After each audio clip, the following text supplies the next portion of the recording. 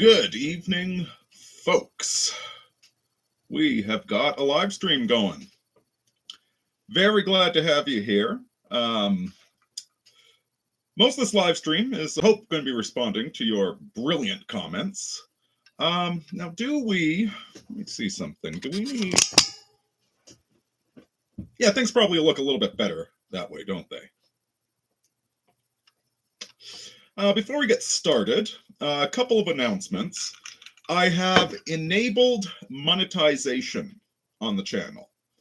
As I said, I'm not interested in e-begging or trying to make a living off of this. I had a job and I should have another job soon. We'll see.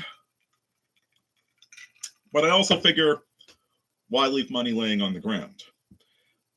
That being said, I don't want to be obnoxious. So if any of it starts being obnoxious for you, please tell me. Hey, Prophet of Zombie God! Glad you caught me live as well. And Gaia Wave, thank you for being here. As well to anybody that live comments on the premieres of my videos, I haven't been able to respond yet. Okay, for some reason, I'm pretty sure, let's see if I can type anything in here. No, I am not able to respond. I think I need to try deleting cookies and I haven't got around to it yet. So all of you that were good enough to live respond on my regular videos, I hugely appreciate that. And I'm so sorry I wasn't replying to you. I was trying to. Also, there's a live video coming out tomorrow morning about the nature of the mystery religions that will exist during the age of Aquarius. It's very 40 minutes long. I hope you enjoy it. I'm turning into quite the fan of these classes as well. They're quite obnoxious and fun. But the intro topic for this video, the princess and the dragon. Or did I say serpent? Princess and the serpent. Either way. You know, as I get older, I think I'm finally starting to truly understand women. And so I wanted to give you guys this analogy.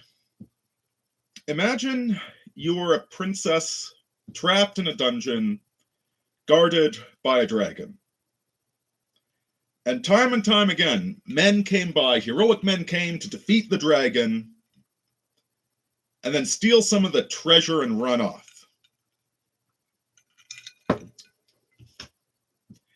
You start to get pissed off at men, wouldn't you?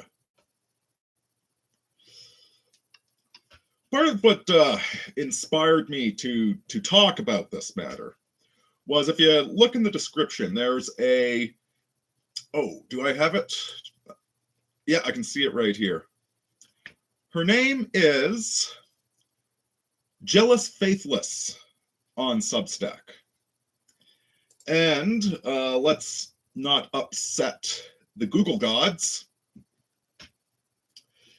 It's her very, very honest account of rooming in her first year of college with a woman who wouldn't be considered a woman in all of the 51 states. Mainly considered a woman in California. Is it 51 states, 49? I'm sorry, I've got no idea.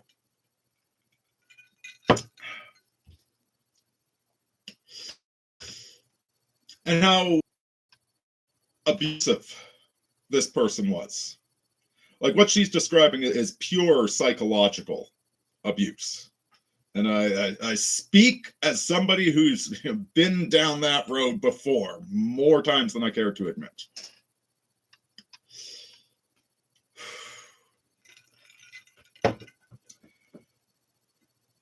Women, especially young women, have... Okay, like the rescue from the dragon. Every woman wants a knight in shining armor that's going to rescue her from the dungeon that she's in. It's going to rescue her from the control of her parents, liberate her, and make her his wife. There's this real instinctual need for that. And they tend to be, during the first half of their lives, women are well, submissive is the correct word. Well, that gets a bad rap these days. They're nurturing, they're accommodating. Young men are eager to prove themselves. They're eager to make waves. Young women don't want to make waves. They want to be good girls. Right? And then young men want to be good boys by being aggressive heroes. And so when you gaslight women, when you gaslight them and tell them that they have to accept that this thing, this reality, which is this lie, you have to accept this lie as reality, or you're a bad person.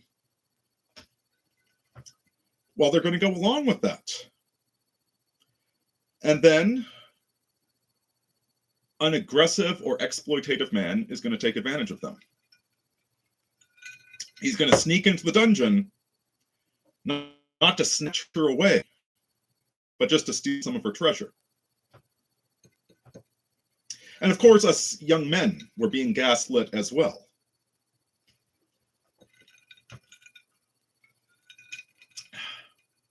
One particular story stands out where, like, way back in the day, what was this, like 2014 or something? I decided I was going to put minimal effort into a Halloween costume and just made a little Brotherhood of Nod symbol and pinned it to the arm of my jacket. And this guy at the bar aggressively came up to me and said, "Oh, just wanted to make sure it wasn't one of those bent crosses." And it's one of those stories that kind of sticks with me because I kind of wish I told him to F off a little bit louder than I did. Like, oh, what if I am dressed like a soldier from a war from 70 years ago? What about that? What are you going to do about it? I certainly didn't accommodate him, but I didn't challenge him, which I kind of wish I had. Although, is that his fault?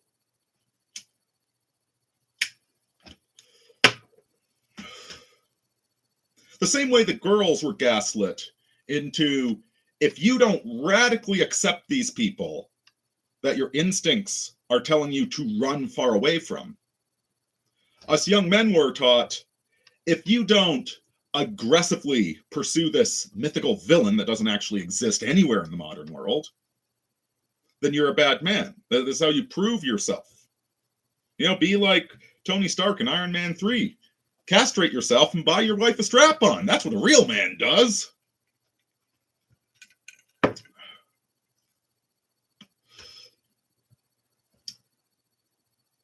As women age, they start moving into a more masculine phase, which is where they stop going on. Now, if you think about the biology, like the biology left to its own devices. So young women are very agreeable. Usually the parents would be involved in finding the husband, you know, not arranged marriages per se, but you have to ask permission for her hand in marriage. And so they'd have a relatively good husband that would be trying to establish himself in the world.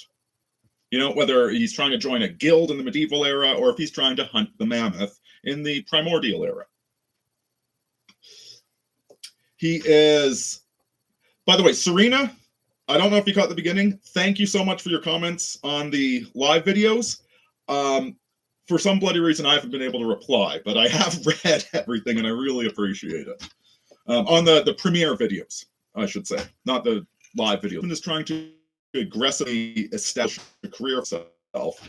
Being agreeable and going along with everything is kind of the optimal strategy.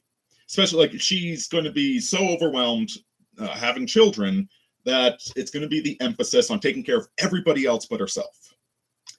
And it's not until the children start to get older that a woman starts to realize that, hey, you know, I've done all this for other people.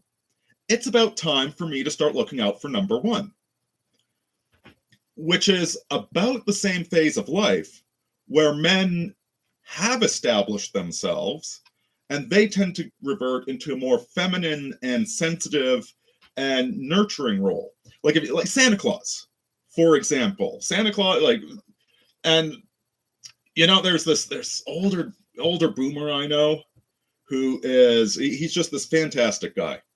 He sets up these Christmas parties, does these really elaborate Halloween displays at his house. He has a side business where he really tries to employ people to help him. Like it's very masculine, but it's like a masculine, nurturing, quasi-feminine role. So in the natural state of things, this is when women become a bit more assertive in their 30s and their 40s. This is where the healthy form of Karen exists, where Karen isn't the let me see the manager nag. She's the old librarian that, you know, cracks the ruler down saying, no, you're not doing that nonsense in here. Don't make me talk to your mom, Jimmy. You know you're not supposed to be doing this. That's actually a very positive social role. But both sexes have been gaslit. The women have been gaslit to ignore that 3% of men that are like genuinely toxic. And also to invite just anybody into her dungeon to rape that treasure.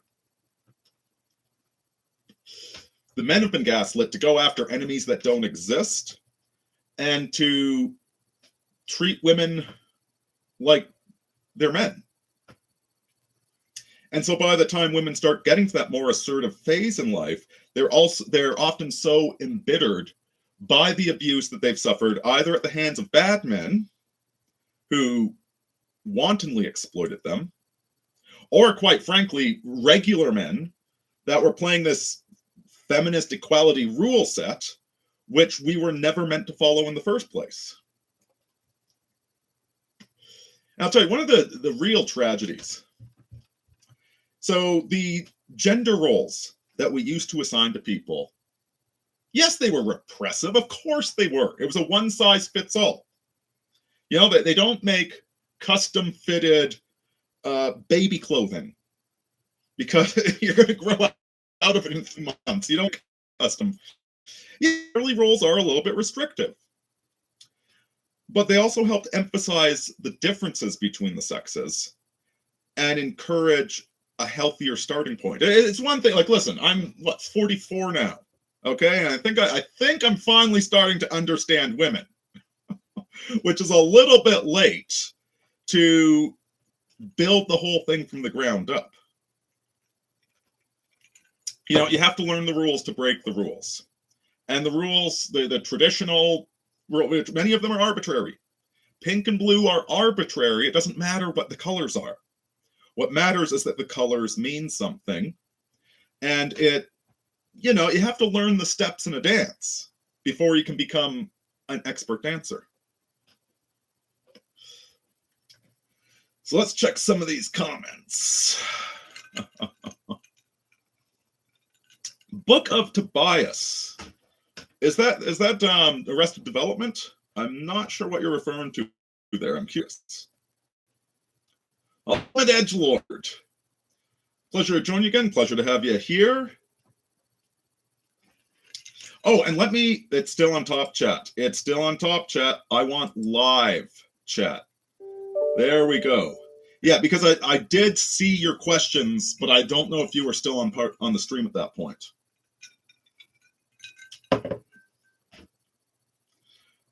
Strange question. I have long, luscious hair, you son of a bitch. I've been considering going bald for convenience and practical reasons. Is it worth it?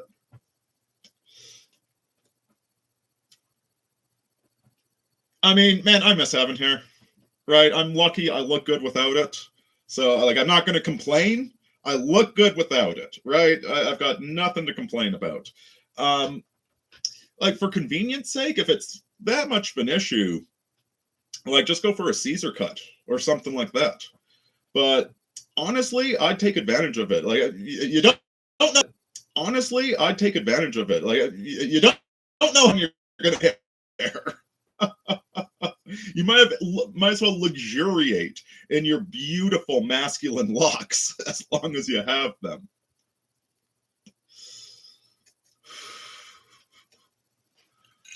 Let's see. I really do not want to lose the spiritual individuality of my hair. However, as a past bald person, as a young child, I also desire the inherent discipline and practicality of the style. Which is best?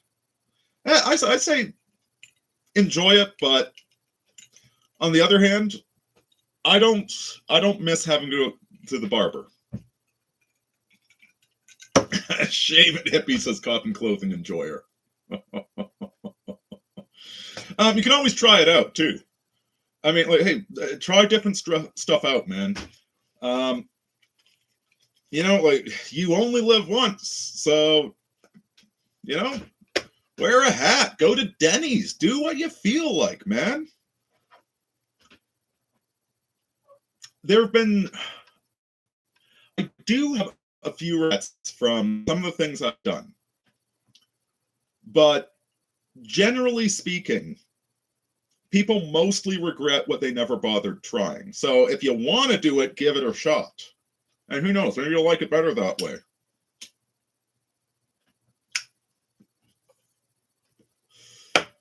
Nothing saying you can't grow it back if you want.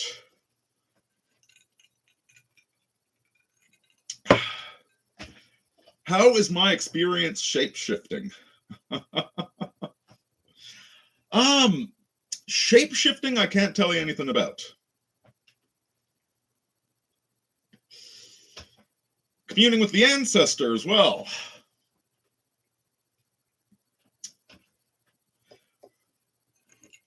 Here's one of the things they told me. That we all go through these natural phases of life. And one of the great gaslits of our era is twisting the nature of each stage of life.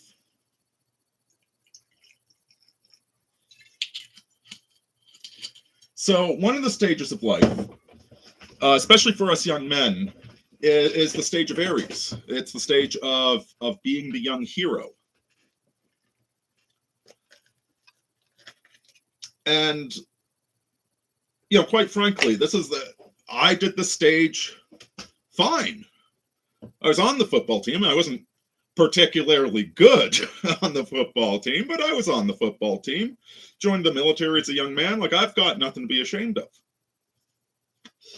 And yet, when I was growing up, which would be, like, I'd be early 90s, graduated in 99. This was the kind of the height of Revenge of the Nerds. It was the pre-geek culture. Now, if you grew up in the aughts, this was kind of the height of being a gamma male, quite frankly. One of the things I regret as one of the early internet nerds was, without realizing it, participating in this, like, these days we call it Reddit subculture, right? Like, I didn't realize just how toxic these Reddit nerds were. And that just because I love Star Wars and Star Trek, you know, that doesn't mean I belong there. These people are pathological garbage. And it's not geeks versus jocks. The geeks and the jocks are the same people. All right? Like, half the guys I knew in the army, they're always quoting freaking the Matrix movie or Transformers. Like, it's geeks and are the same. There's a fantastic video. Who is it by? I know he lives in Texas, but I can't remember his name. By. I know he lives in Texas, but I can't remember his name. But the title of the video is Theater Kid Occupied Government. It's the geeks and the jocks versus the theater kids. And it's not geeks versus jocks. But here's the irony is that during my high school and even later, I always felt like like I wasn't tough enough, even though, again, it's ridiculous. I studied martial arts. I was in the army. I was in the football team.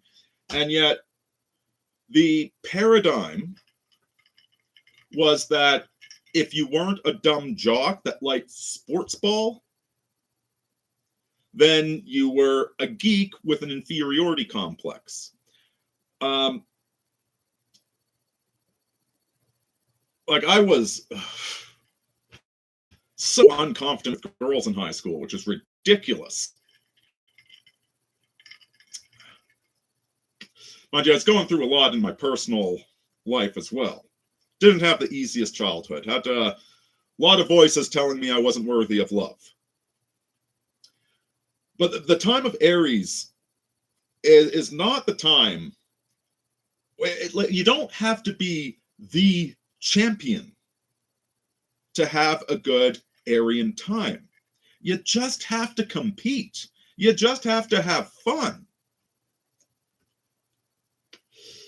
And there's all these phases we go through in life. And the narrative seems to be designed to convince us, instead of looking up and enjoying it, to look down and see all the problems in it. At least that's a mistake I have made in life.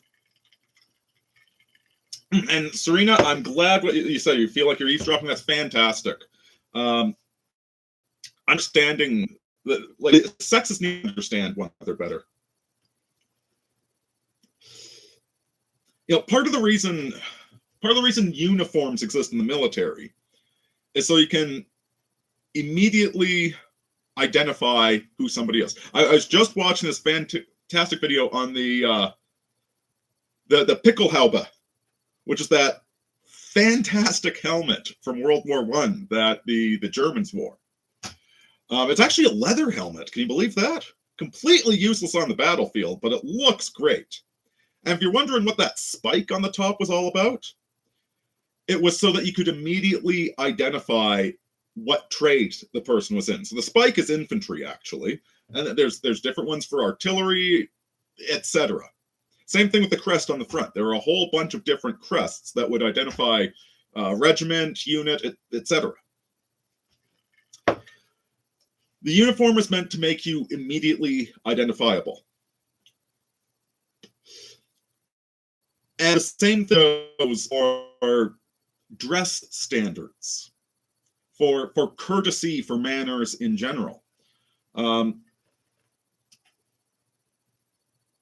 Disaffected podcast, I think it was 2 weeks ago, he was talking, maybe 3 weeks ago, he was talking about how during a funeral, the reason people dress in black, the reason that you hang a black wreath on your door, it's to communicate that we are going through major grief right now and we are not up to business as usual. And the reason you wear black to the funeral is to acknowledge the grief of the immediate family members and to say, I'm here in whatever capacity you need me.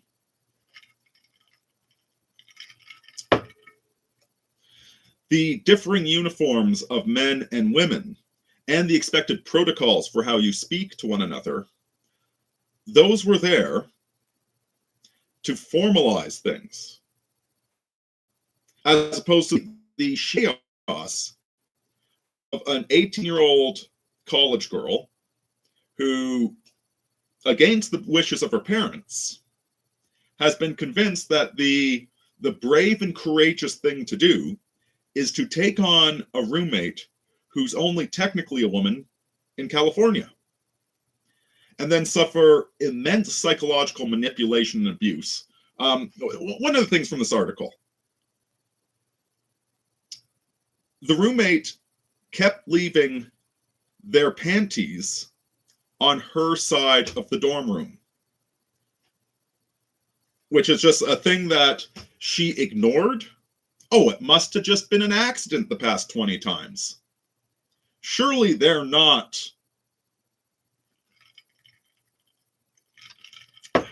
And God bless her for figuring out after 4 months that no, this is wrong, and radically going against the beliefs she'd been told were holy and righteous, and seeking out a new roommate.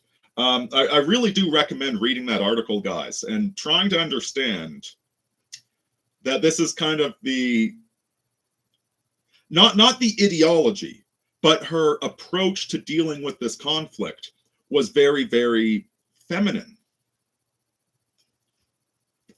Despite all this nonsense, boss babe, whatever,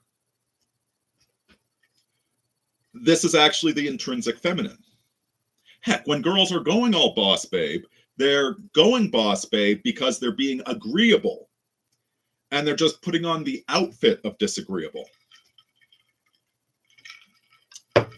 Just because she dresses punk or goth doesn't mean she's not still a woman, after all.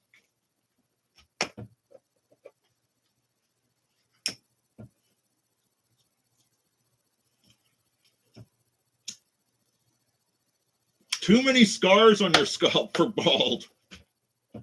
What have you been getting up to, brother?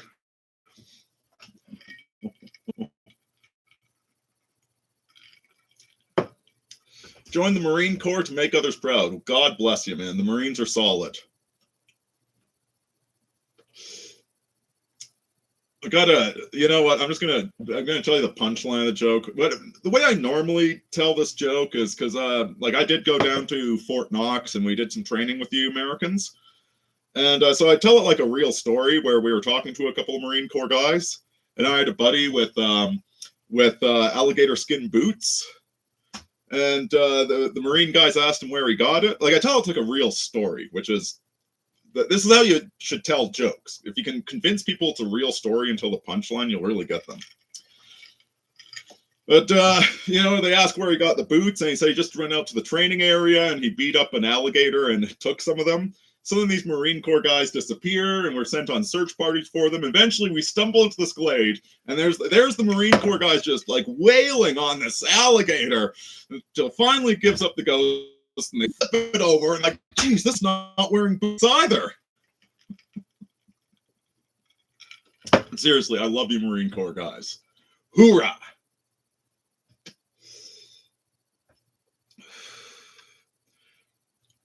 Predators are somehow contrarians and current thing cultists. Strange dichotomy. You know, there's a book by David Brin called Otherness, a collection of his short stories. And like, listen, I was ideologically one of these people. Okay? I'm so ashamed to admit this, but I got brainwashed into that same cult. And he has this whole essay, Otherness, about speeches he was given at a comic book convention, which, consult Vox Day if you want to find out about all the abuse problems that were happening in sci-fi fandom 30 years ago.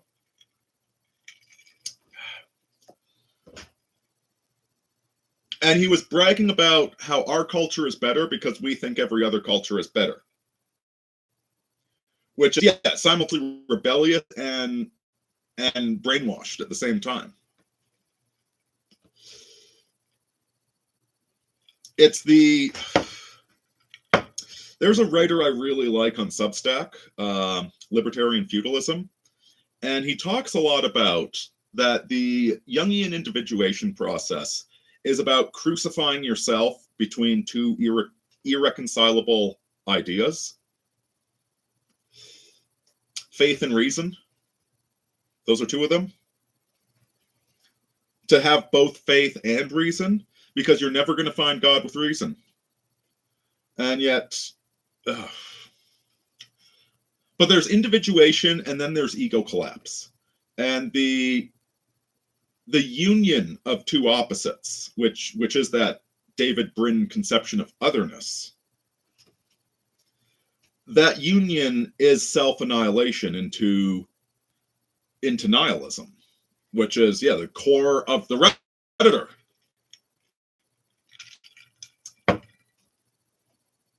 Whereas there's some, I'm so glad I didn't ever see this movie. But about 20 years ago or so, there's a movie, it was like Dr. Evil's sing-along party or something like that. And it's about a theater kid kidnapping a girl that wanted to sleep with the jock. Truly pathetic, and yet immensely popular in the early 2000s. Aryan with an I, as in Aries, not Aryan as in the Proto-Indo-European. Prophet of Zombie God says, by the way, earlier when I mentioned the Book of Tobias, it's in reference to your metaphor of the Prince and the Dragon. In Tobias, a woman marries a man, and a demon kills him. She marries 6 more men, all of whom the demon also kills. Tobias conquers the demon and takes her to be his true wife and her true husband. That is a fantastic story. You know what? I am there. I gotta read that one. So that's exactly what I'm talking about here.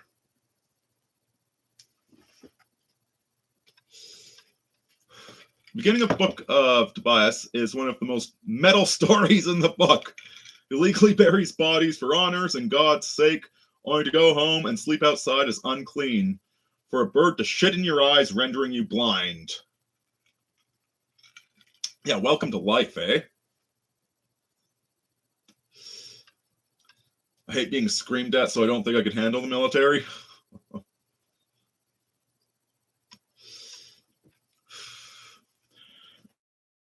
Well, won't get screamed in the modern military. No, getting screamed at isn't so bad. You get screamed at when you screw up, right? That's one of the big reliefs I found in the military, is that I could control whether or not I got screamed at. If you come from a particular type of background, that it can be quite a relief.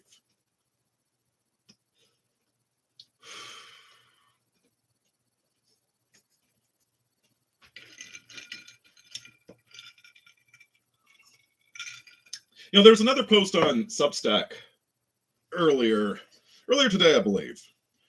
It was from Voltco, from Tex Arcane. If you guys don't know Tex Arcane, you should get to know him. He is... half the stuff he says I still think sounds crazy. And yet half of the crazy stuff he's said over here has turned out to be 100% accurate. So, fair enough if you want to take him with a grain of salt. And he's wrong about Tartaria, but I'm not going to beef with it. I don't care about Tartaria. It's not crucial. There are a couple of things he's objectively wrong about, but I'm very confident that he's wrong about them, but they don't really matter. His larger worldview is correct. He's a lot like Owen Benjamin in that way. Like, sometimes Owen Benjamin gets some stuff really wrong when he doesn't know anything about it. But then he says stuff like round earther, flat earther. Owen Benjamin says he's a two hills earther because from his porch he can see 2 hills. I like that.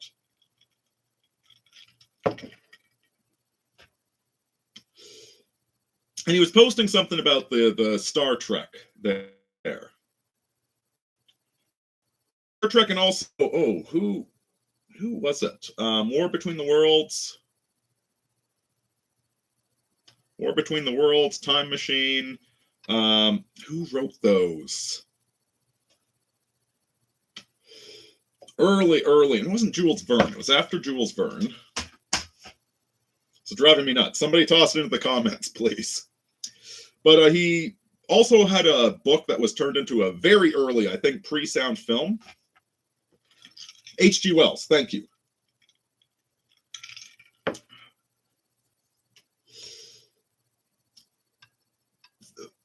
things to come, or prophecies of things to come. It was, well, the crazy thing is, it's the same plot as Star Trek. It's the same plot that's being enacted in real time right now. It's the same plot as 1984. That World War III was so devastating that we created a society no longer based upon nationalism, ethnicity, or populism, but we replaced it with scientific management. And in these scientifically managed societies,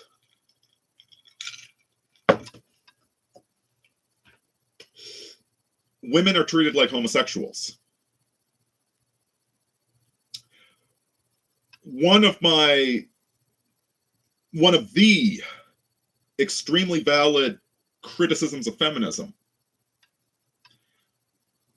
like when you think about that poor 18-year-old girl living with this abusive man, you can understand the appeal of feminism, particularly 18-year-old girl living with this abusive man.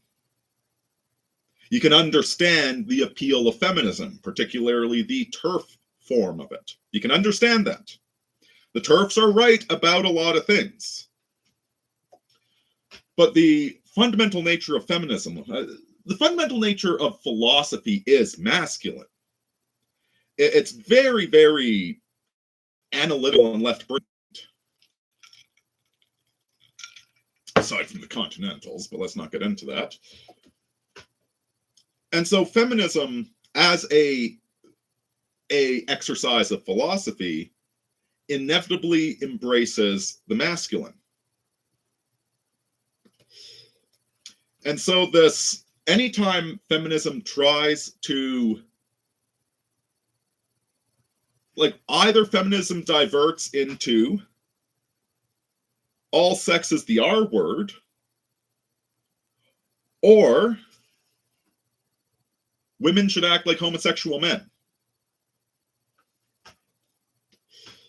It's always either pro-sex or anti-sex feminism. I don't want to use acronyms for everything. You guys understand what I'm saying. I don't want to upset the YouTube gods, but I also feel incredibly silly using euphemisms constantly. The fundamental issue is that the nature of woman is to be us men, the left and right hemispheres of our brains are very differentiated. We can have very powerful intuitions, and we can have very powerful logical constructs, but we're going to struggle between the two. I've done testing that shows I am very center-brained. Certainly my effectiveness when it comes to divination, I'm very good at it. That's a right-brained ability. And so I am very powerful in left and right hemisphere, but they're also constantly at war with one another. Like, the cycles I go through are my brain going back and forth and having conversations between the two hemispheres. Whereas women, there's far greater connection between the two.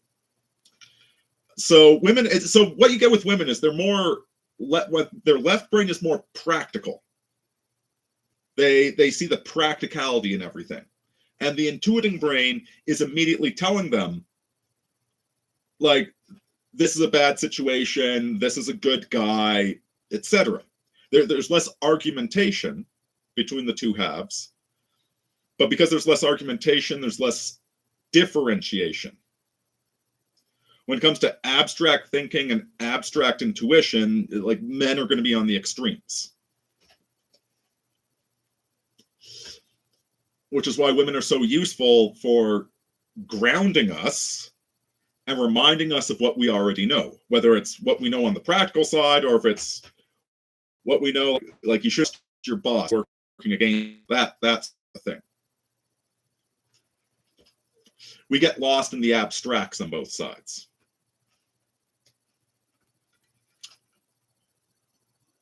But because of that, women aren't very good philosophers. And so the philosophy of Star Trek scientific materialism, or of 1984, or like this technocracy that is going to be an ongoing construct during the entire age of Aquarius. Okay, Aquarius is a technocrat. Aquarius is also very powerfully psychic, but Aquarius is a technocrat. Fixed air sign, as opposed to cardinal or mutable. The cardinal signs are at the start of the season, or mutable. The cardinal signs are at the start of the season. They're a leadership sign. I am extremely Libra. I'm extremely cardinal air sign. The fixed is the mature, established sign, and the mutable is leaving the season. The flexible intellectual sign. And Aquarius, extremely fixed, extremely confident and arrogant. And Aquarius likes spreadsheets more than they like scientific inquiry or radical dreaming. So the technocracy is going to kind of be a thing for the next 2,000 years. But the Star Trek technocracy, it treats women like homosexuals. Right? In the same way that Playboy, the whole Hugh Hefner lifestyle, is homosexuality for straight men.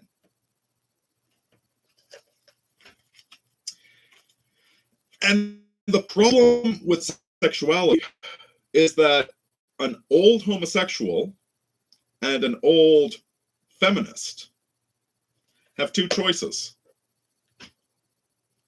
exploit the youth or be invisible.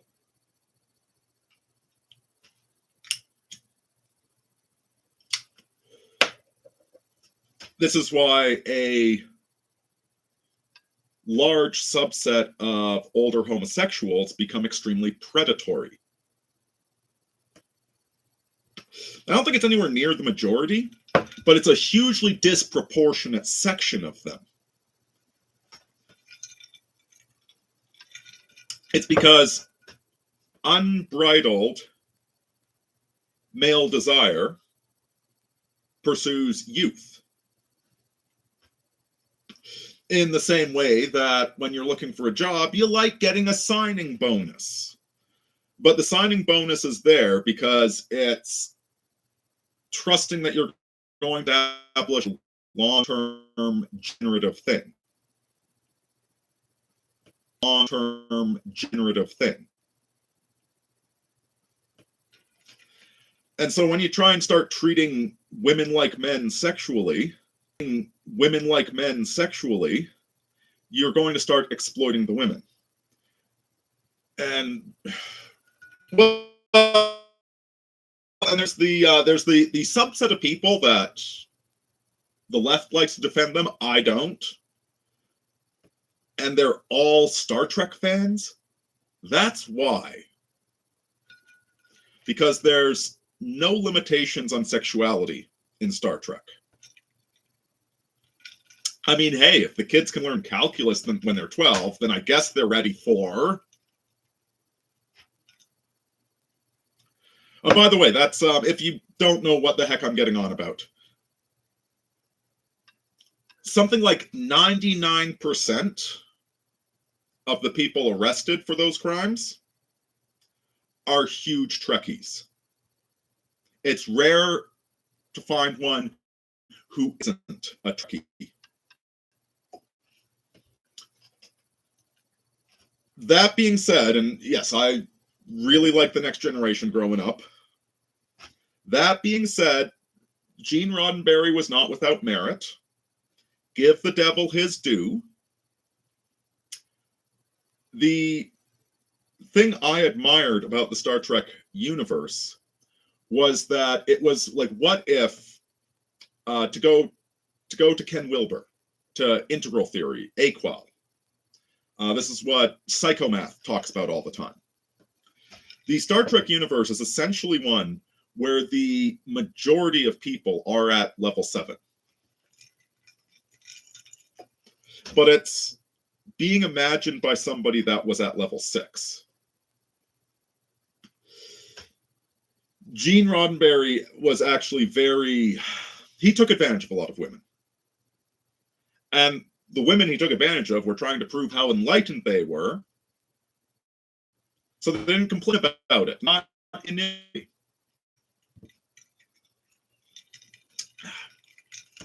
I think Crosby, Tasha Yar, I think she really got eaten up and spit out by that whole thing. Same thing with the actress that played Princess Leia. She had a rough go of it, right? She's just trying to be the cool girl that got along with everybody, but deep down she knew she was being exploited. The guys were coming to seize her gold and not actually save her from the dragon's lair. So yeah, there is something really cool to Star Trek. And Gene Roddenberry lived a very adventurous, courageous life. So I don't want to paint him like he's a demon or something. He wasn't. But his conception of women as identical to men led to him rationalizing an exploitation of women that was fundamental. Like, he treated women like they were in the gay bathhouse, quite frankly.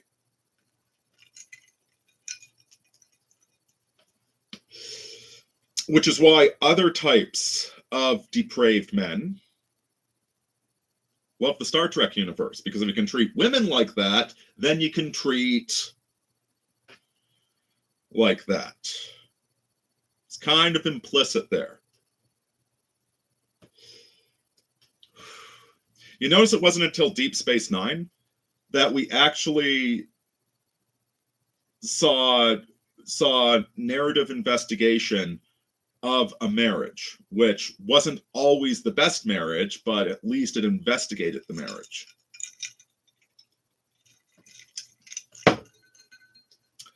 Star Trek: The Next Generation, there's no concept of marriage. Yeah, O'Brien and what was her name? Yeah, they were married, but it never really dug into the difficulties of being married. Deep Space Nine, it absolutely did. So, I've just finished binge watching Brass Eye. I do not know what that is. Please tell me in the comments. And Armored Ghost says, how fast is the internet in the Arctic? It was pretty solid, but they did block gaming and Netflix. So I had no problem with YouTube. But there were limitations placed not to overwhelm the system. I assume it was all done through satellite, because we were outside of helicopter range, okay? Geez, there was a guy that got injured, like broken legs, on one of the ships due to a rogue wave. It was days before they fly him out. I assume they had him on. I assume they just had him like totally comatose from painkillers. It was a great environment to be working in. And no, I'm not going to tell you where it was exactly. Just that, yeah, it was north of the Arctic Circle. I long for a world where we recognize that God hates us all until we prove we're not shit. God's always happy. Oh, wait, no, he's always mad.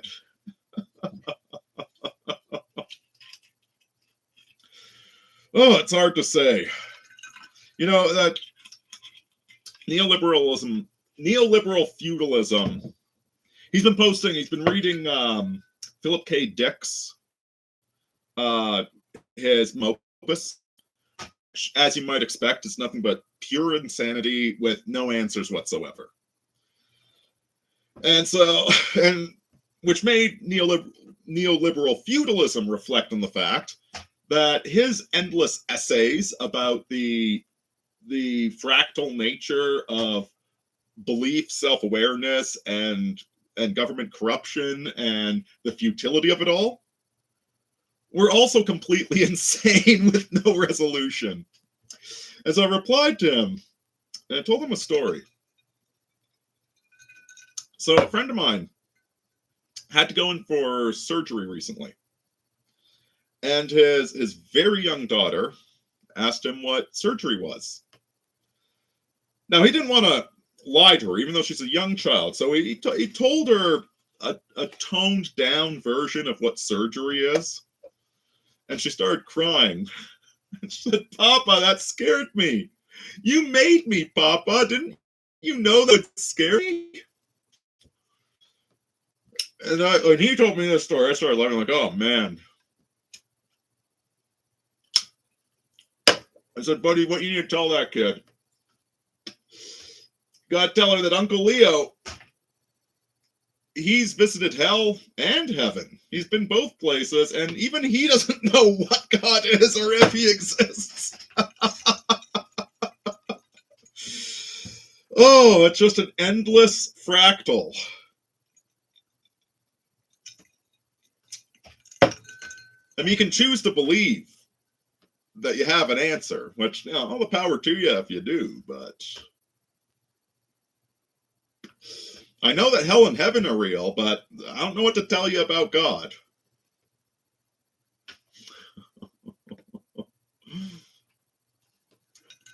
Prophet of Zombie God. I lived as a woman for 6 months to really understand the MTF mind. Gay or straight, female cosplay or not, men are men.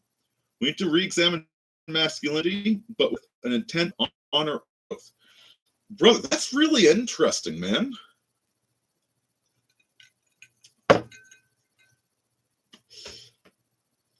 You should definitely write about it. I don't know if you want to come on here sometime and talk about it. Like, I get but that's really interesting. There is a book written by a lesbian that cosplayed as a man for 6 months that really opened up her eyes to the difficulties of being a man. I wish there was more, like, we are just so primed to completely misunderstand the other sex, right? Like, I think we all know, like, all of us men know the frustration with being taught to be a nice guy, and that no, girls don't like nice guys finish last, right? We could talk about that till the cows come home.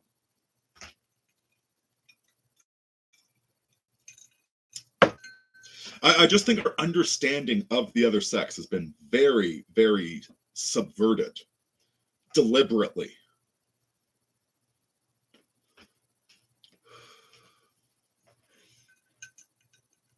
What a woman wants, what a woman needs. That's a good way of putting it.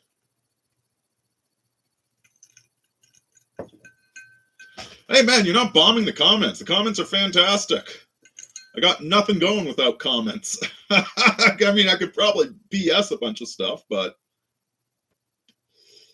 Okay, so Brass Eye is a British satire about the media in the late 90s. Its creator and presenter, Chris Morris, also wrote Four Lions, a British movie satisfying and mocking Islamic terrorism. Been making videos for years under different names, but I'd be honored to come on the segment one day. Fire me a message on Twitter if that works for you.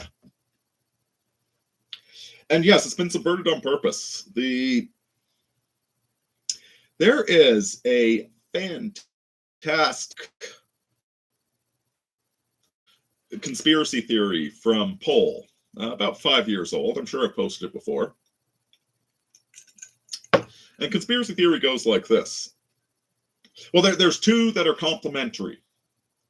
The first one is that the algorithms on social media, they don't care if you're happy or angry. They just care that you engage. And so if you engage with something, they'll show you more of it. And the algorithms want to sell you stuff.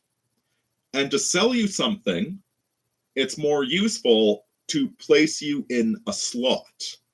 Like what are you? Are you a single man? Are you a married man? Are you a rich 40-year-old man trying to rediscover his youth with stupid Star Wars toys?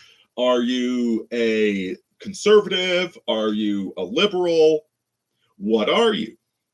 And so not only are we going to label you in one of these boxes, we're going to show you stuff to push you deeper into that box. Ergo, much of the political polarization that we see is driven by marketing algorithms. Because the more you are angry about X, the easier we can sell you stuff. The other really interesting conspiracy theory comes from a user that claimed he worked for one of the beauty product manufacturers, and they were running an experimental campaign down in South America, Brazil, I believe. And what they were attempting to do, using Freudian psychology, was to transmute, to create a hypersigil to convince women that beauty isn't something you're born with. Beauty is a product you buy on the shelf. Externalizing beauty. You know, if you think about the difference between finding a fitted suit that complements your figure.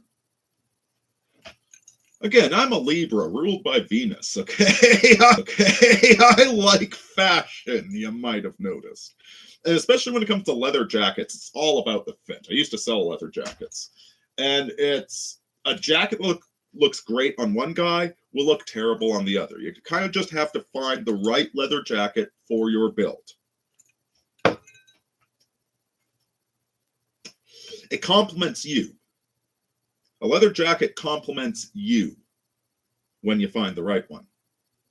But what they were attempting to do was create a hypersigil that made it not about, like, the beauty is not emphasizing what you already have, but it's a product on the shelf purchase to get +1 to beauty. And they were so successful in this campaign that transsexualism exploded because they inadvertently, what they realized was that there's a huge segment of men who would be happy to embody beauty themselves.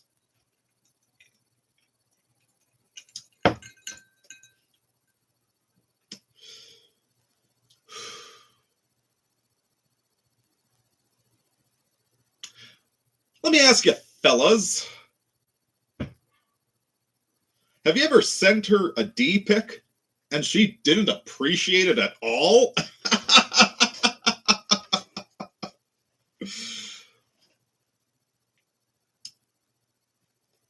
Us men have a natural, like there's this, the objectifying gaze. Yes, there is this extremely visual appreciation of female beauty inherent to men, whereas women are more prone to appreciating male accomplishment. They like to see the footballer winning the football and the muscles that go along with that. So that, not that there isn't a huge appreciation for male beauty.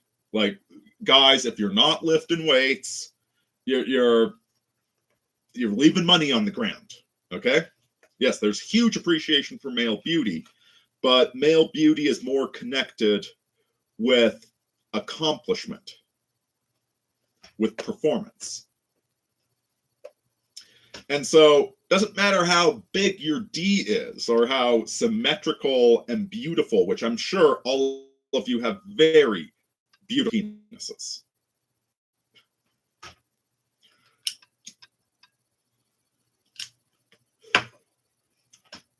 A random picture of one won't do much for a girl. And so there's this latent, wouldn't it be nice if they just appreciated us for our bodies the way we appreciated them?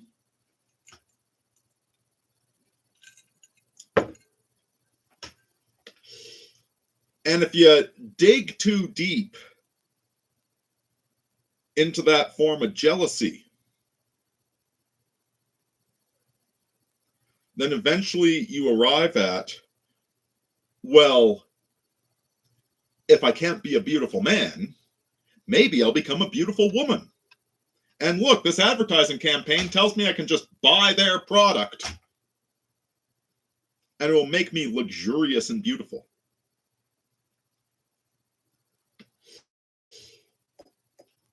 This is, what do they call it?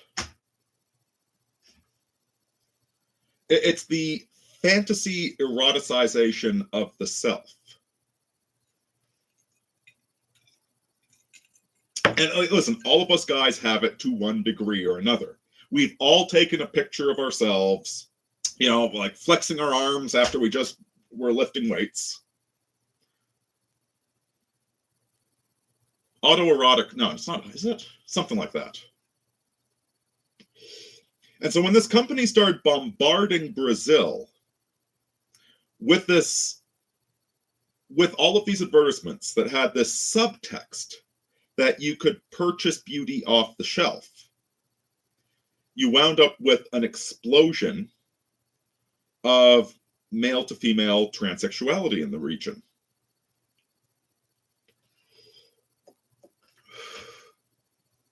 The boss babe thing is the same thing in reverse, incidentally. There are so many women desire male accomplishment. They want a hero. But heroes are in short supply these days, and most of the guys they've dated only want to steal the gold. They don't want to defeat the dragon. They don't want to rescue the maiden. And so many of these girls start autoerotically trying to become the man that they desire.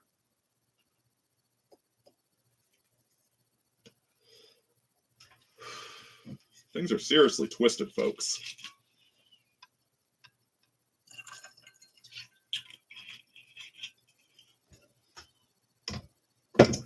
Let's check these comments. Oh, speaking of Brass Eye, there were two fantastic CBC series. One was, well, this is just pure Gen X comedy trash. I don't know if it's good or not. It's called Twitch City. It's just loser Gen Xers with no prospects living in Toronto back in the 90s.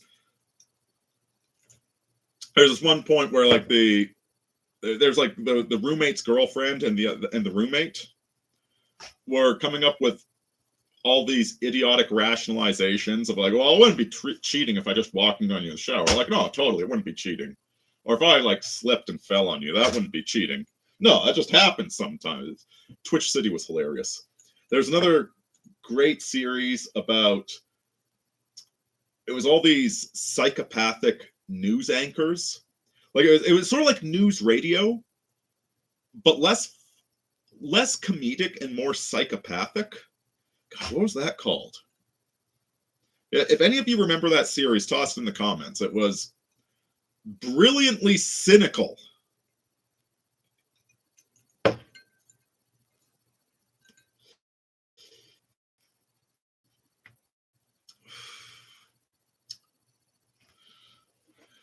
Let's see. Out for the night. Glad to have you, Prophet Zombie.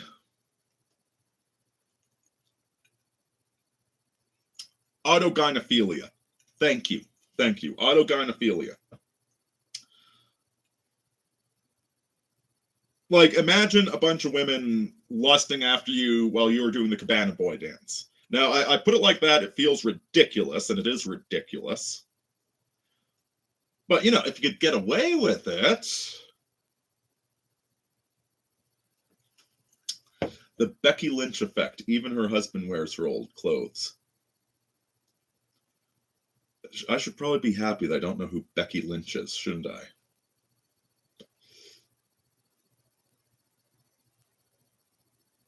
Okay, yeah, you tagged me in a post. Perfect.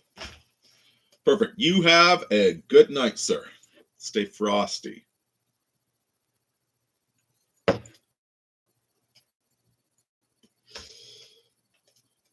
So I'm going to go for another 25 minutes, but I better come up with some sort of material.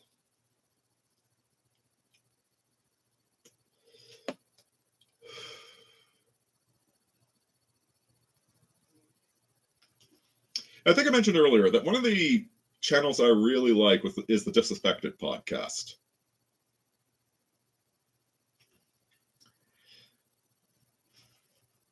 And one of the major topics he covers is child abuse.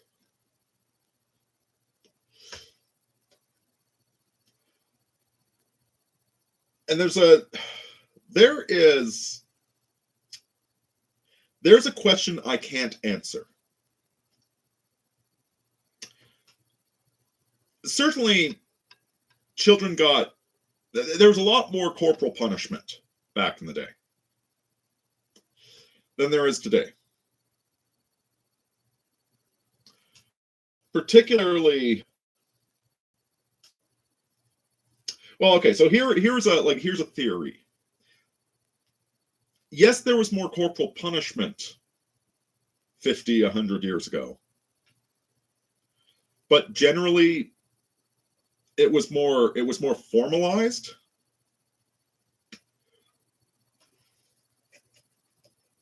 One of the crazy things in Kingdom Come Deliverance,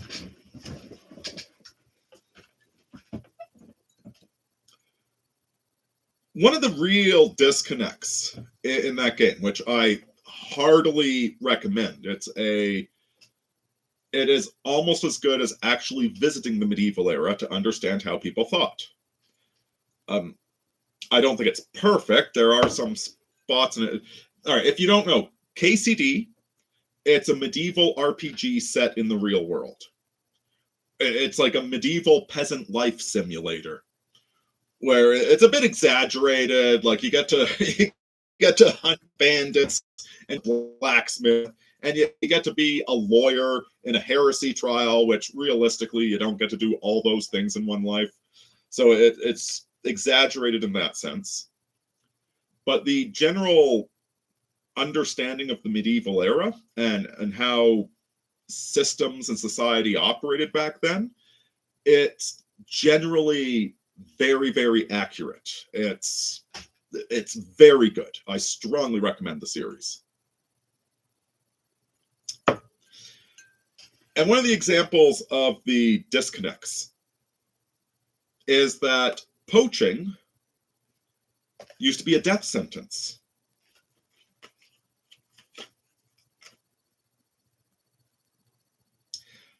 And one of the things that you're tasked with doing at certain points is capturing some poachers and bring them back to be hanged. Because it's not like we had money or a resource to put people in back then.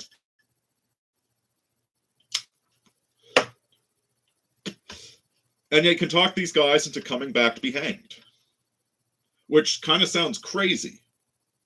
Like, imagine if a speeding ticket was getting, well, imagine if getting caught speeding was not just you're put to death. It was, imagine you're being tortured to death.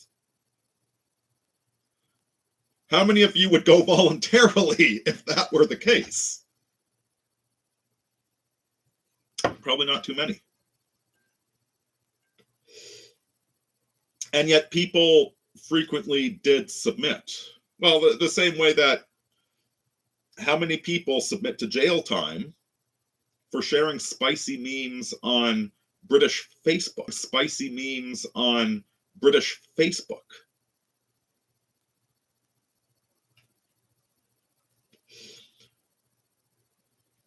So that's what I find so interesting. It's completely realistic. And when you're playing the game, you understand that it's realistic, but also may question the nature of the whole justice system to begin with.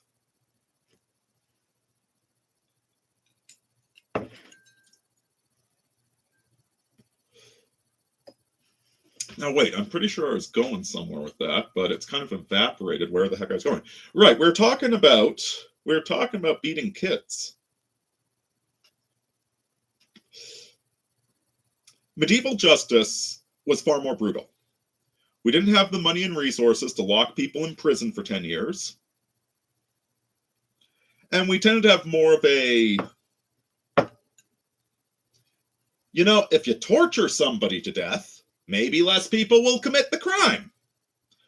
That was one of the general assumptions back then. Whether it's not it's true, who knows? Not the point of this.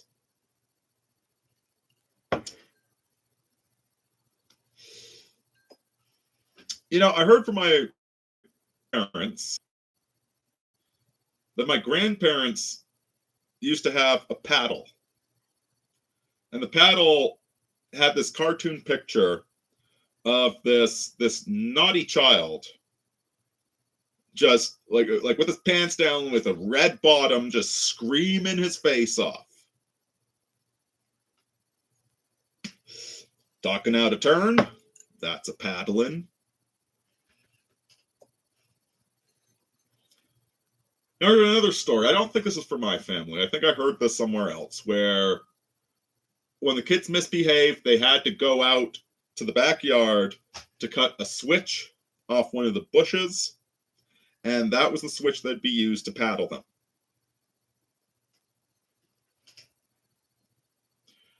Which is pretty dramatic to our current sensibilities.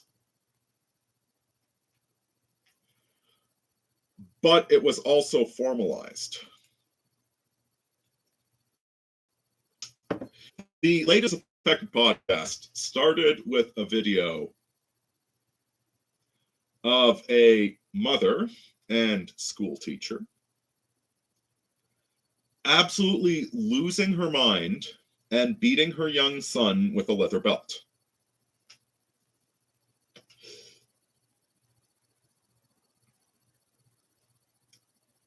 But it's not like what's so awful about that video? It's not the physical pain. It's the unbridled nature, the unpredictability of the angry adult.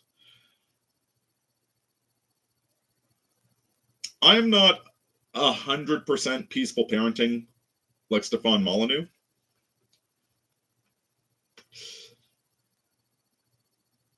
I think there are sometimes, it depends on the kid. Some kids need to test the rules. And I think there may be call for some kids that like once or twice, oh, you don't want to do a timeout, then you're going to get a spanking in a timeout. But it's not about the parent losing control. What's terrifying about that video is the parent losing control. About them, the grandfather or great-grandfather, whomever, sent the kid out to go get a switch, and now you're going to get 5 whacks in your bare bum. It's dispassionate. It's something the kid can control. That, well, you did the bad thing, now the bad thing happens to you. And if you don't want the bad thing, don't do this bad thing. The kid has to face the music, but ultimately has control over it. Whereas the abuse that is present in that recent video of the kid getting beaten with the belt, it's less about the belt. And it's more that the kid's got no control over it. Whatever it is that they did, the mother was yelling about the house being a mess.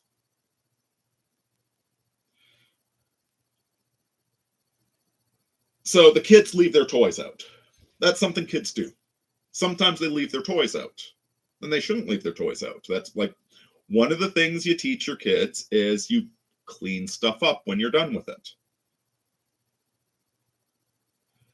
But if they don't clean it up, the punishment should be predictable. When a case of a parent, there is no predictability. It's one night, the parent might laugh, "Oh, you silly kid, you're supposed to clean that up."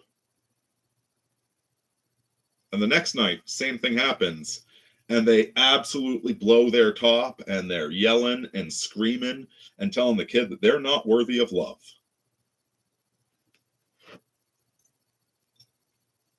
Like, you don't even actually need to hit the kid for it to be abuse.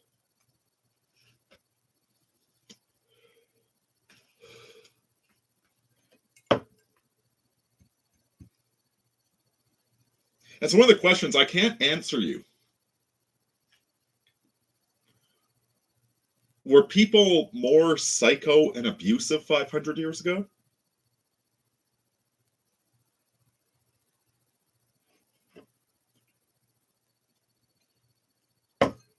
I wish I could answer that question.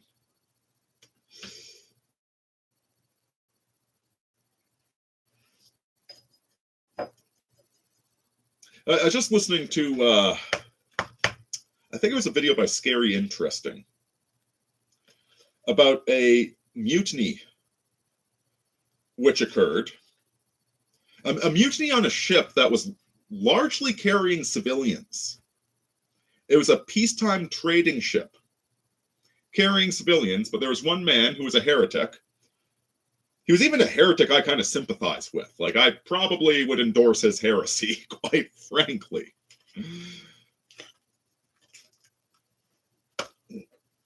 Like, it wasn't even a huge heresy. It's just that, like, his heresy is that some creepy paintings are valid. That was his heresy. And yet this guy ran a mutiny that wound up murdering women and children and sending people to their deaths so that he and his cohort could take advantage of the surviving women and children. Like monstrous, absolutely monstrous what this guy did.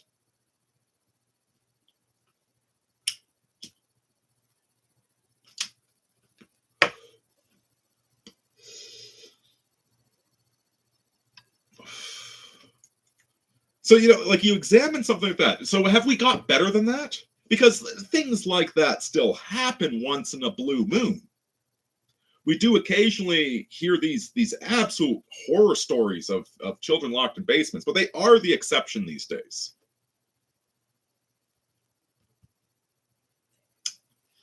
Is it that we've become more peaceful? Or is it just that law enforcement is more effective? It's harder to get away with that sort of nonsense these days.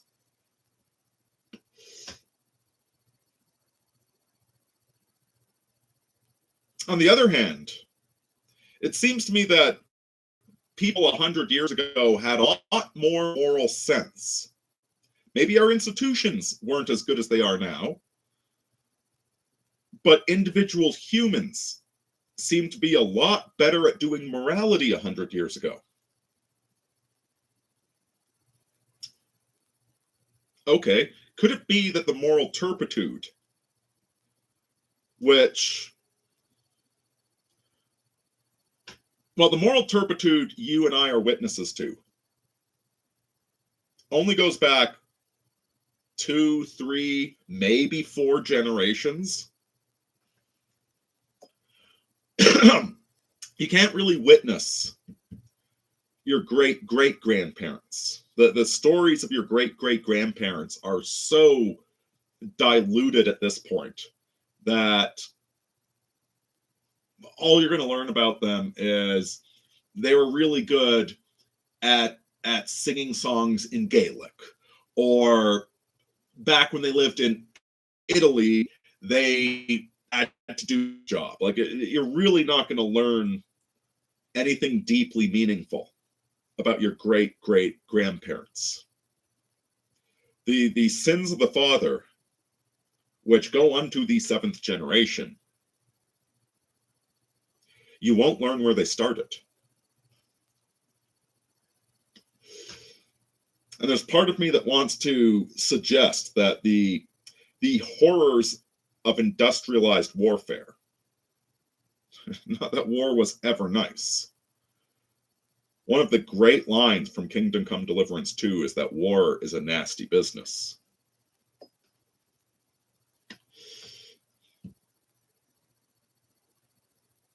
And maybe it always was just inhuman, but there is something about industrial war that is uniquely horrific. And I think it left all of us with major spiritual damage.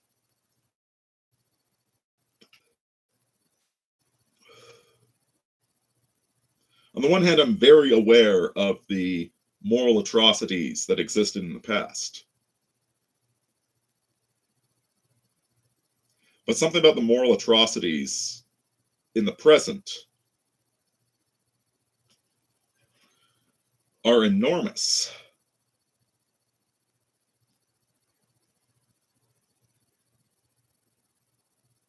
And fundamentally, I do believe in the progressive theory of human development. I think there's solid evidence that we have the potential, at least, for greater psychological advancement than our ancestors had. But there's also so much more psychological depravity. In the midst of plenty, we are such petty monsters to one another. And I don't know how to square that circle.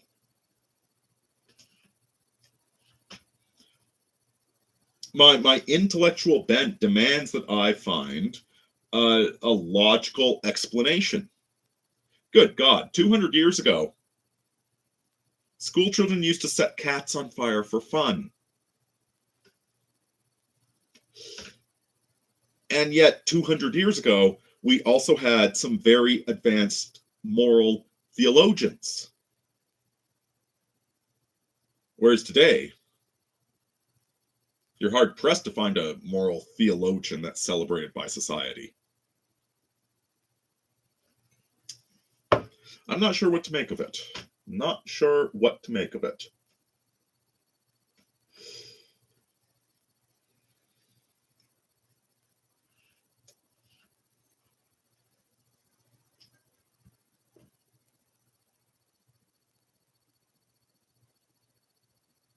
Well, I guess I'll finish off with a couple of final thoughts.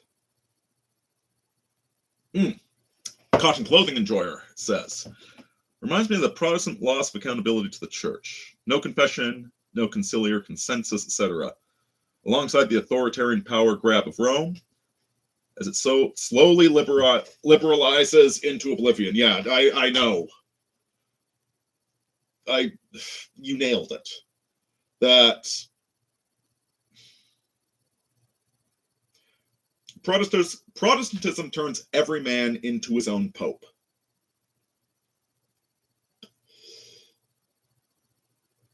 And yet the Catholic Pope is oh goodness. I am very not interested in writing apologetics for the Pope. Like, the popes were pretty bad 500 years ago. Now they're just weak and pathetic.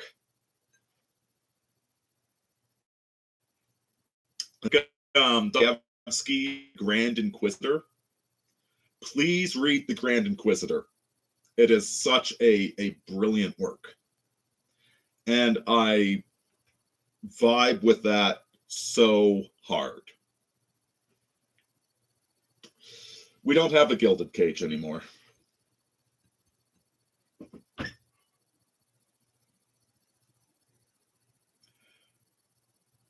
I'd like to be able to condemn the Protestants, but I also have to condemn the papacy. Like they kind of deserve each other, don't they? I think like we're welcome to Age of Aquarius. No more astral pyramids. Serena says, might be a shrinking of the extremes. Everything's flatter now. Yes, which is also the end of the astral pyramid. So to briefly explain, you've got the 4 layers of existence. There's probably more, but you've got the 4 basic layers that we can observe. You've got the material. You've got the energetic, the level of vibes. You've got the astral, the layer of ideologies and ideas, and you've got the spiritual, which is where the gods live. It's where numbers have existential, like they're alive on that level.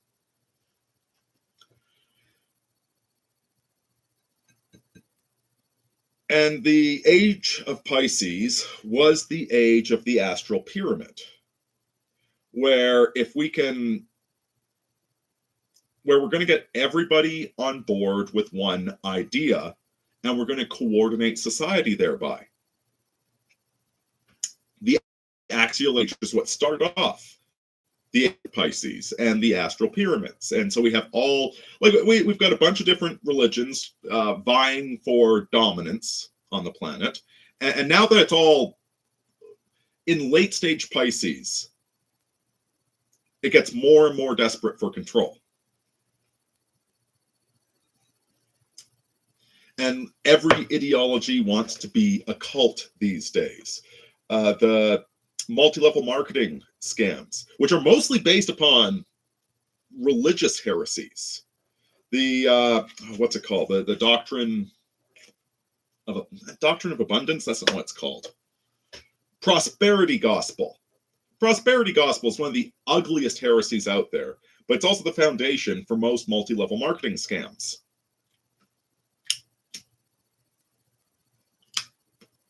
Most corporations are trying to turn themselves into an astral pyramid. Here at Corporation XYZ, we believe in these values. Utterly absurd. Thank God. I tend to work in industries that require a little bit of brain and a lot of muscle. They can be very tiring, but they don't demand that I subscribe to an astral pyramid.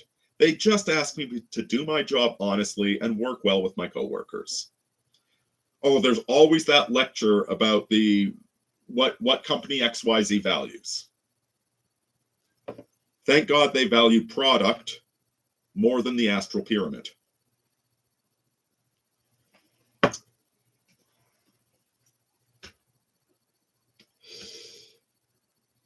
So yes, as Serena points out, it could be that these astral pyramids,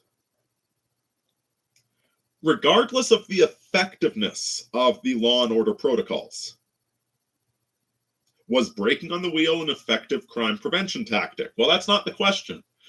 The foundation is actually the astral pyramid, the Gilded Cage that protected most people.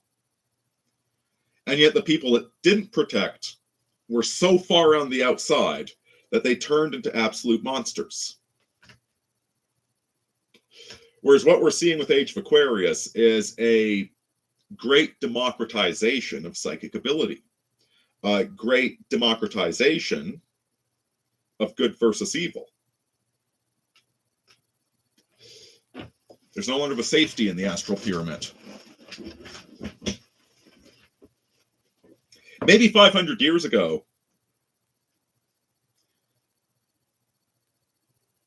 if you regularly beat your kids, but you did it in the way that the priest told you was okay, the kids would turn out all right. Whereas nowadays, it's not about whether or not you beat the kids or if you just tell them they're not worthy of love. Maybe today it's more about the context in which you do it. I don't know. I don't know.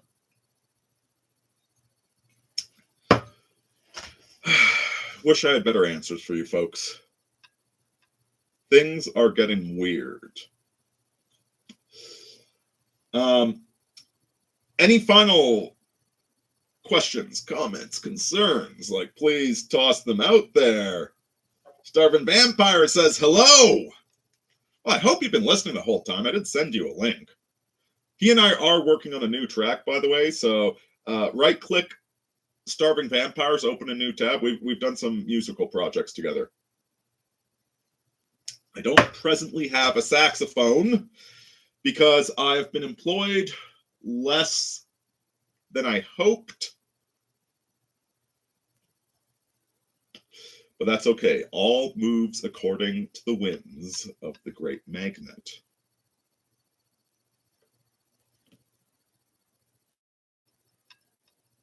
Serena, I also think people are trained to blow shit out of proportion. Yeah, and I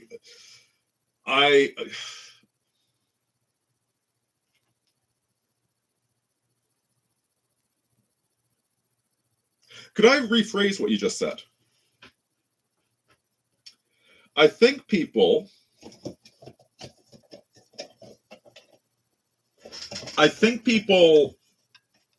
how to put this? We are supposed to be developing an internal locus of control.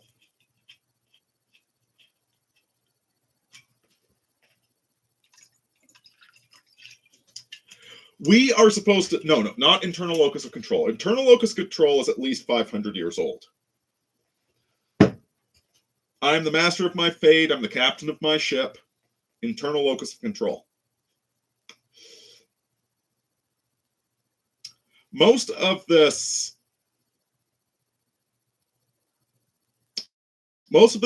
therapy, most of this, my parents gave me trauma. Most of the feminist thing, you know, oh, men are this way, or the manosphere, women are this way. Those actually aren't about internal or external locus of control. The foundation to all of these who do we blame for the evil conversations seems to be what set of rules should we be following. So that the whole nature of when is it appropriate to spank your child?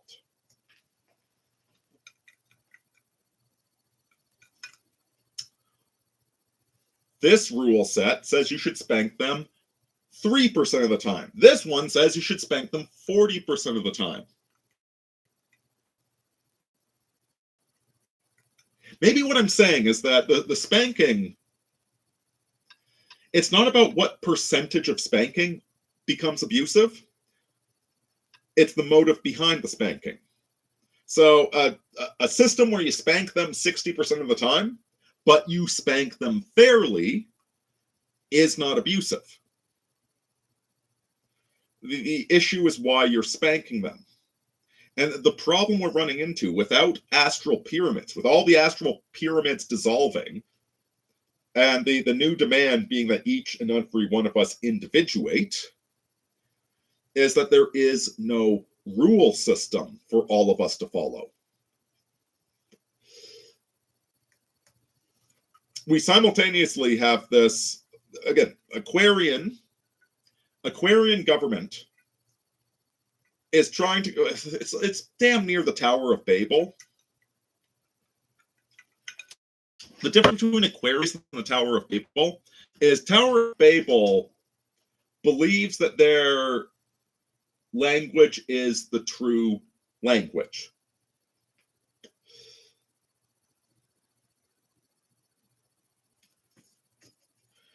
There's a channel I like quite a bit, Hyperborean Knowledge. I think his latest video was on the runes. And I've discussed myself, like the danger of any divinatory system is the grammar of the divinatory system. Every language, every programming language, every human language, every system of divination has its own grammar inherent in it. I have been experimenting with tarot, and I am... Well, the only way to learn grammar is to use a language, but I'm paying a lot of attention to the grammar.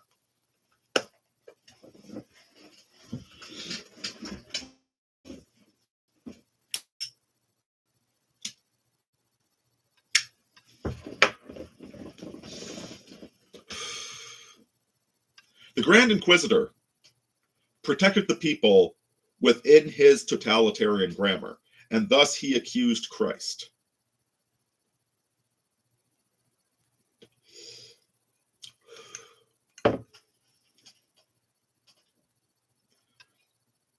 Age of Aquarius, unlike the Tower of Babel, the Tower of Babel says, this is the grammar by which all shall be spoken.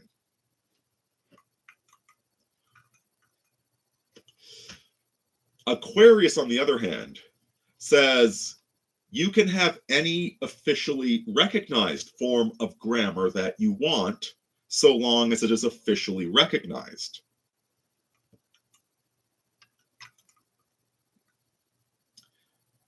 If the Tower of Babel wanted to own all of the truth, Aquarius just wants to put all of the truth into a spreadsheet.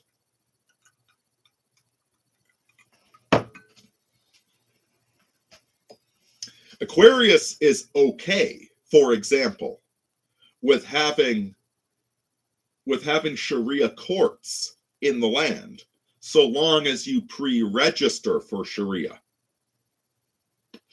Even though Sharia and British common law are inconsistent.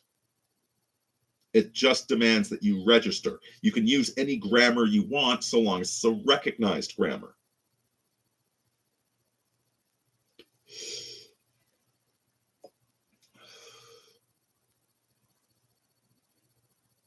Which also speaks to a lot of the misdirected rebellions coming out of Pisces into Aquarius. As Pisces died, there were rebellions against the astral pyramids. As many correctly pointed out, the popes were incredibly hypocritical. They were not particularly pious. And they said, screw you, I'm going to create my own astral pyramid with hookers and gambling, etc. But it was still an astral pyramid. But it was a rebellious astral pyramid, which created more rebellions, until everybody is being their own individuated astral pyramid. You know, I've known plenty of very radical Protestants that were holier than Jesus, as they like to say. Like they were literally creating their own Protestant cult because they were too Protestant cult because they were too anti-pyramid to be part of their anti-pyramid pyramid.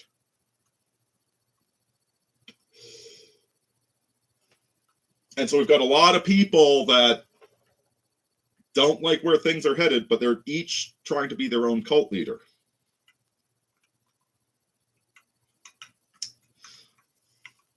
And so I guess what I'm suggesting with Age of Aquarius is not like the solution is not ghost dance into an ancient, like let's reinvent the Catholic Church from 1200 AD. Well, no, that's actually not going to work any more than the ghost dance worked for the Native Americans. The opposite extreme is becoming your own familial cult leader. That's also not the solution.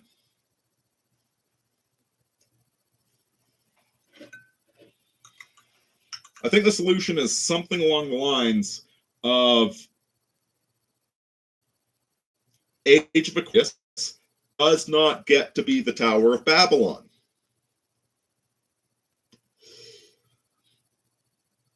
I think what you're seeing in Britain right now, with the refusal to prosecute grooming gangs, with the aggressive prosecution of anybody with spicy memes on Facebook, that is very Tower of Babylon. That is a trying to create an Aquarian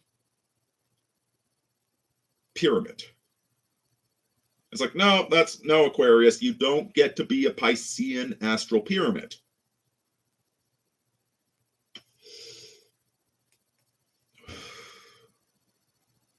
Got to hold you to account.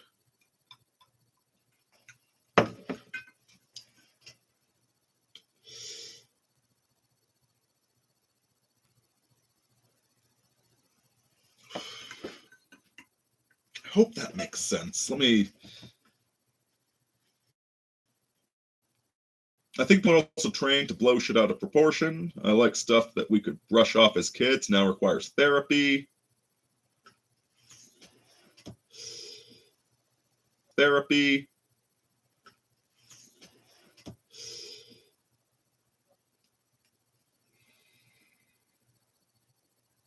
Okay, I'm going to finish off on the Jungian argument. That what we need to do is individuate.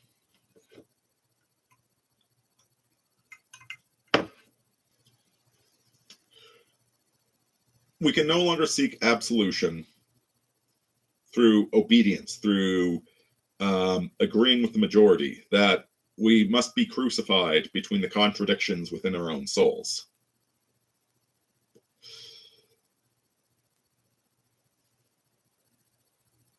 Actually, here's a great place to end it. So there's a game that came out recently, Torment, The Tides of Numenera. I don't know if I recommend the game or not. I recommend the game because it's creative. It's a spiritual successor to Torment Planescape, which gave you the option of being good or evil, lawful or chaotic.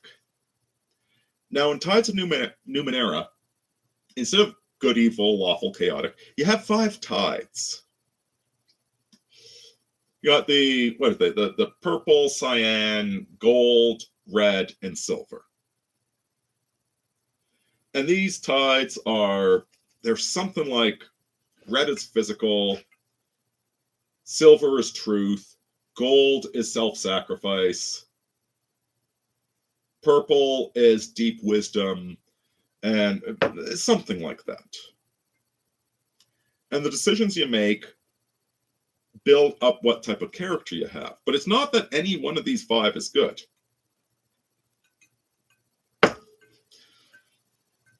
Is ambition bad? I was having a conversation on Discord with a man who got called out for pretending to be unambitious while actually being ambitious, and had the self-awareness to notice that he was doing that. And I replied to him, is ambition necessarily bad?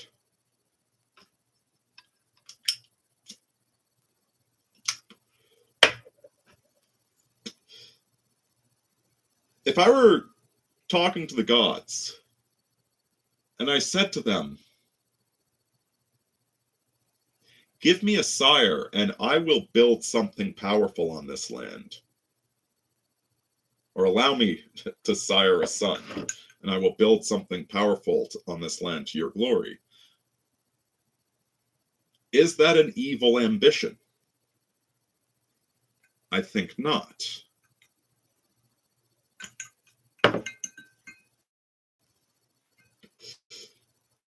And when you deny your ambition, when you suppress your ambition, when you pretend not to be ambitious, that's when you become ambitious in the sneakiest of ways.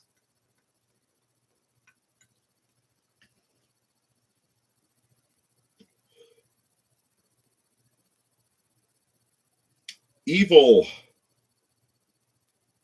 seems to have a lot to do with suppression, with denial,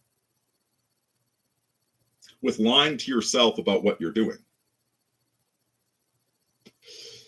Whereas when you understand Solzhenitsyn, that the line between good and evil runs through the heart of every man, and who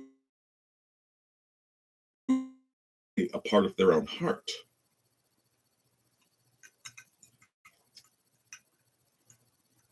When you confront the shadow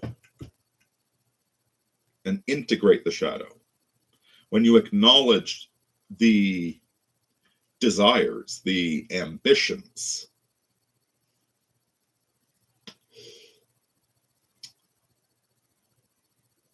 that's when you can turn them into something positive. Like, are any of these instincts we have in and of themselves negative?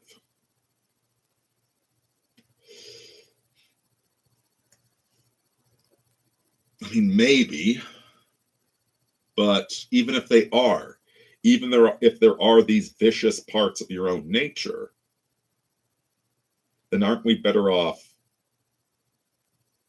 acknowledging them and admitting them to ourselves and engaging them so that perhaps they're not quite so destructive?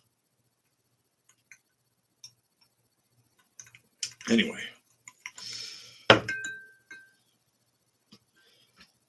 hope that was a good stream. I hope you guys enjoyed it. I appreciate all the comments. And tomorrow morning,